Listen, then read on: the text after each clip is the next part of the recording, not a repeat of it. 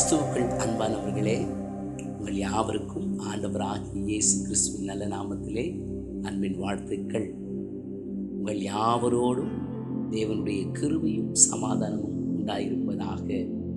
இந்த நாளில் ஆறுதலின் வார்த்தை கேட்கலாமா? எபேசியர் 5ஆம் அதிகாரம் அதன் 19ஆம் வசனத்தினுடைய பின்பகுதி இப்படியாய் சொல்லப்பட்டிருக்கிறது: உங்கள் இருதயத்தில் கர்த்தரை பாடி கீர்த்தனம் பண்ணுங்கள். ஆமென்.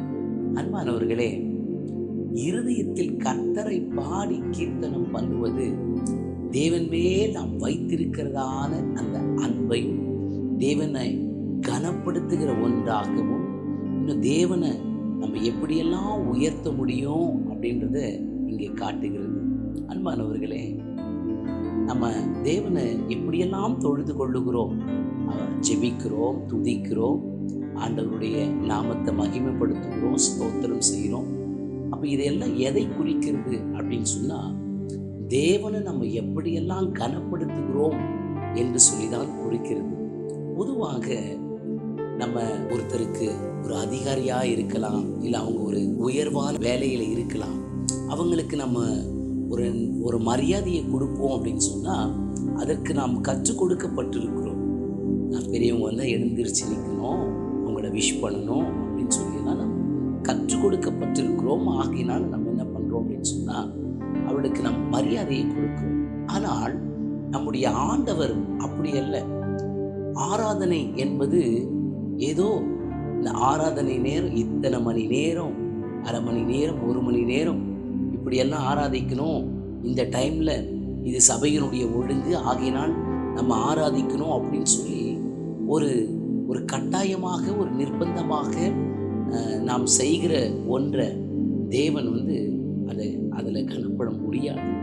மாறாக உண்மையான தேவனுடைய அன்பு எதை குறிக்கிறது அப்படின்னு சொன்னால், அன்பானவர்களே, சங்கீதக்காரனாகிய தாவீது அவர் வனாந்திரத்திலே அவர் ஆடுகளுக்கு பின்பாக அவர் சுற்றி திரிந்த போது அவர் சொன்ன ஒரு வார்த்தையை பாருங்க: நான் கர்த்தரை எக்காலத்திலும் ஸ்தோத்தரிப்பேன், அவர் துதி எப்பொழுதும் என் வாயில் இருக்கும் சொல்லி அழகாக சொல்றாரு பாருங்க. இருதயத்திலிருந்து அந்த வார்த்தையானது பாடலாக மாறும் பொழுது அந்த இருதயத்தை தான் தேவன் பார்க்கிறார்.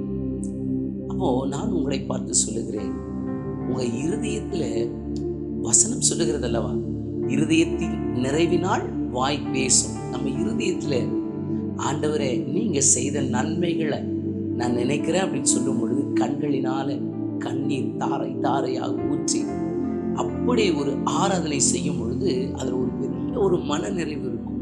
ஆமான்பானவர்களே, தேவனை நம்ம எப்படி கனப்படுத்துறோம்னு சொல்லி எப்படி நம்ம புரிந்து கொள்ள முடியும் அப்படின்னு சொன்னா, நம்ம சாதாரணமாக ஆண்டவருடைய பாதத்தில் போய், ஆண்டவர் எனக்கு இத்தனை நன்மைகள் செய்திருக்கிறார் அப்படின்னு சொல்லி நினைக்கும் பொழுதே நம்முடைய இருதயமானது உடைக்கப்பட்டு நம்முடைய கண்களிலிருந்து கண்ணீர் வரும். அன்பானவர்களே, நான் உங்களுக்கு இப்படியாய் சொல்றேன், ஆரவாரமான நம்முடைய ஆராதனையை விட அமைதியான உன்னுடைய வாழ்க்கை, அந்த முறையே தேவன் என்னப்படுத்துகிறார், கனப்படுத்துகிறார். ஆண்டவரை நீங்க கனப்படுத்தும் பொழுது நீங்கள் கனப்படுத்தப்படுகிற பாத்திரமாக மாறுகிறீர்கள். உண்மையான அன்பு, உண்மையான தேவனை கனப்படுத்துகிற ஒரு காரியம் என்ன அப்படின்னு சொன்னா, ஆண்டவரை நீங்க முழு இருதயத்தோடு ஆராதிப்பது தான். முழு இருதயத்தோடு ஒரு புது பாட்டை பாடுங்கள் அப்படின்னு சொல்லி தாவீது சொல்றார். நான் உங்களை பார்த்து சொல்லுகிறேன், தனிமையில ஆண்டவரோடு கூட ஆராதித்து பாருங்கள். தேவன் உங்களுடைய வாழ்க்கையை வெற்றி உள்ள ஒரு வாழ்க்கையாக, ஒரு அனுபவமாக நம்முடைய வாழ்க்கை மாறும் பொழுது தேவன் உங்களை ஆசீர்வதிக்க நல்ல தேவனாக இருக்கிறார். உங்களுக்காக நான் ஜெபிக்கிறேன். அன்பின் பரலோக பிதாவே, இந்த நல்ல நாளிலும் ஆண்டவரே, உங்களுடைய பிள்ளைகளை நான் உங்கள் கரங்களிலேயே கொடுக்கிறேன். நீங்க செய்த நன்மைகளை நினைத்து, நீங்க நடத்துகிற ஒவ்வொரு பாதைகளை நினைத்து ஒவ்வொரு நாளும் துதிக்கிற அந்த அனுபவம், தேவனை நான் கனப்படுத்துகிறேன் என்கிற அந்த உணர்வை நீர் பிள்ளைகளுக்கு கொடுக்கும் பொழுதே அப்பா, அந்த ஒரு மன நிறைவை நீங்க தான் வைத்து நடக்கணும். ஒவ்வொரு நாளும் ஆண்டவரே அப்பா, துதிக்கிறவன் ஜெயிக்கிறவன் என்று சொல்லி அப்பா, ஒரு ஜெயம் உள்ள ஒரு வெற்றி உள்ள ஒரு வாழ்க்கையை கர்த்தரே ஒவ்வொருவருக்கும் தருவீராக. உங்க அன்பின் கரங்களிலே அர்ப்பணிக்கிறேன், மனதார ஆசீர்வதிக்கிறேன். இயேசுவின் நல்ல நாமத்தில்